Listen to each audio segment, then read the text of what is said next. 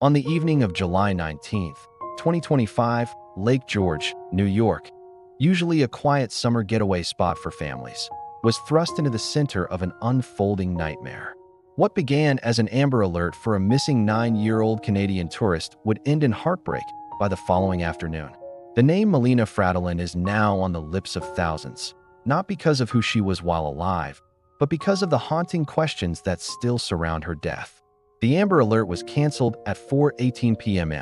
And then came the devastating announcement. Melina's body had been discovered in Ticonderoga, about 30 miles north of where she had last been seen.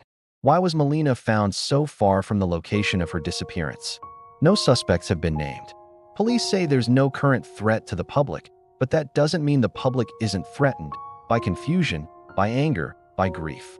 Some news outlets have begun peeling back layers of his past, pointing to his business ventures, personal life, and his public image as a devoted dad.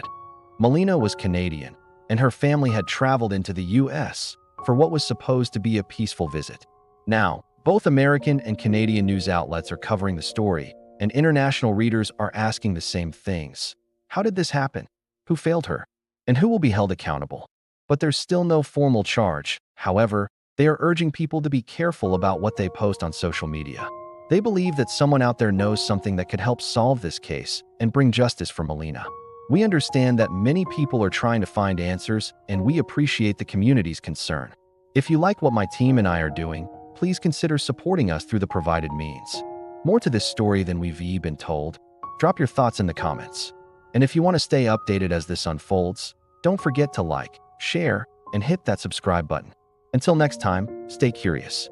However, we ask that people refrain from posting unfounded information on social media that could potentially compromise the integrity of the investigation. From hope to horror, from alert to autopsy, in less than 24 hours. It was swift, brutal.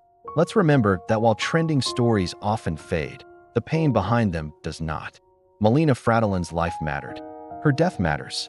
And until we know the full truth, the least we can do is hold space for justice, for answers, and above all, for her. Mysterious and still unresolved. That kind of arc sears itself into public memory. No official statement of wrongdoing, just a rising chorus of suspicion. A mother, perhaps, trying to understand how a weekend became a funeral. Siblings who may never understand why their sister didn't come home. And a public that wants to help, wants to care, but doesn't yet know how. It's a delicate place to be, both legally and emotionally.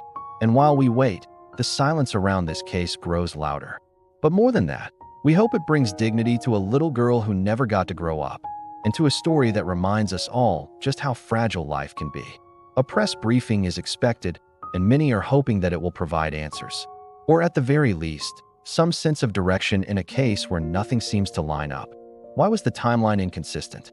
And what happened in those crucial hours between the 911 call and the discovery of her body? The very worst fear, one that lingers in the background of every missing child case, had been realized. It all started with a phone call. On Reddit's true crime forums, users admit they're baffled. A daughter, likely excited for a summer trip, because it touches something raw in all of us. Because it began with a call for help and ended in the worst kind of silence. Because when a child dies under unclear circumstances, especially after such a public call to action, we are all drawn in, not just by the facts, but by the aching absence of them. Maybe humming a song in the back seat of her dad's car, maybe giggling over an ice cream cone that dripped onto her hand. She was a real person, not just a name in a headline or a face in an alert. And now she's gone. This is horrible. It's confusing, one post read. Another echoed.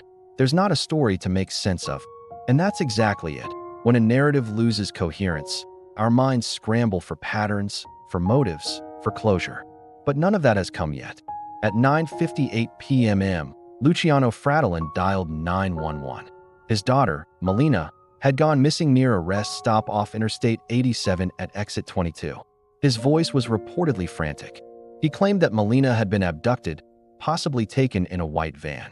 As investigators began to piece together the timeline, troubling inconsistencies in Luciano's account emerged. Police have since clarified that there is no indication of an abduction, a phrase that's hung heavy in every news story since. Suddenly, the focus shifted from a mysterious van and a potential abductor to the father who first sounded the alarm. And with that shift, public opinion, once united in sympathy, began to fracture. Law enforcement wasted no time. The Amber Alert was issued around 1:30 a.m. Sunday morning. Devices across the state buzzed. Melina's image, brown hair, striped shirt, white Adidas sneakers, flashed across screens. For a brief moment, the world stopped. Parents clutched their own children a little closer. Social media lit up with urgency. Police launched a full-scale search operation with helicopters, forest rangers, K-9 units, and volunteers all scanning the Adirondacks for any trace of the missing girl. But just over 14 hours later, the tone changed. The tragedy didn't stop there. Why did Luciano report a kidnapping if there was no evidence of one? At the time of writing, there are still no arrests. The social media response has been a mix of empathy, disbelief, and cautious speculation. What we do know is that Melina was just a child.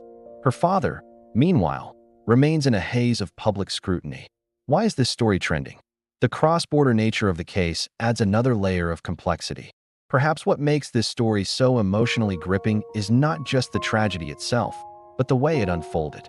But beyond the timeline and the headlines is a grieving family, one that will never be the same.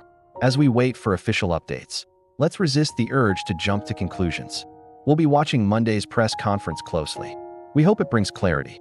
Police are investigating the death of 9-year-old Melina Frattolin and have not ruled out any possibilities at this point.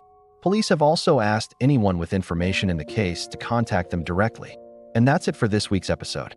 Thank you for listening. Do you think justice will truly be served in Melina Frattolin's case? Or is there